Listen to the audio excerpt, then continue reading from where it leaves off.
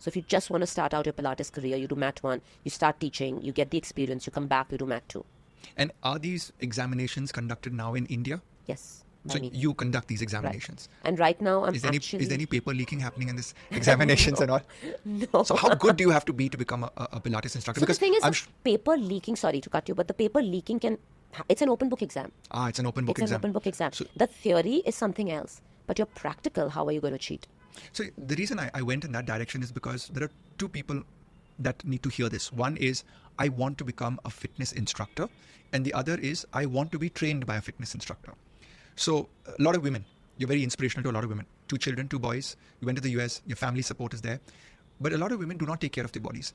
And doing workouts is one great asset, in my opinion, that a woman can give back to her body, which is the time for herself to take care of her body. Of course. And the workout is one. So for those who are getting inspired by you, I wanted to know, what were some of the early challenges? You talked about, traveling, jet lag and all, but those are maybe logistical challenges. What are the other challenges you faced as a woman?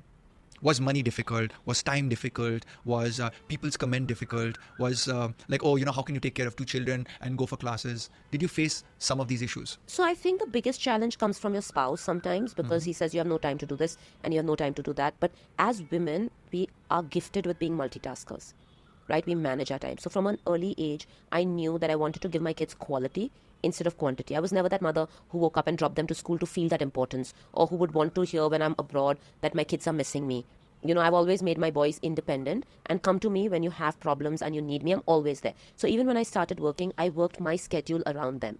I would be home when they left for school. I would be home when they came back from school. So the first studio that I started was in my house, in my living, in my guest room. So that's a pivotal moment in your life. Yes. Just adapting everything, your desire to be a career woman, Yeah. and at the same time be a family woman. You had them kind of... So I would like to say, Ryan, to this, that my career goals were being a teacher. They were not being an instructor, right? My whole, from the time I remember what I wanted to do, it was teach children. And that's what I gave up when I had my own children, because I felt like I was not giving my children quality.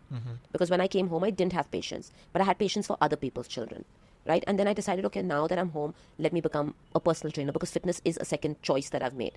And that became my career. Because as I went, and this, being a nutritionist, being into the health space, the more you go into health, there's so much you need to learn. There's so much you need to try and test. It's not about, okay, I've done this course, now I can train people, right? It's not like you can do a certification and then you know everything and you can be there. As people change, as people have different needs, you have to constantly evolve.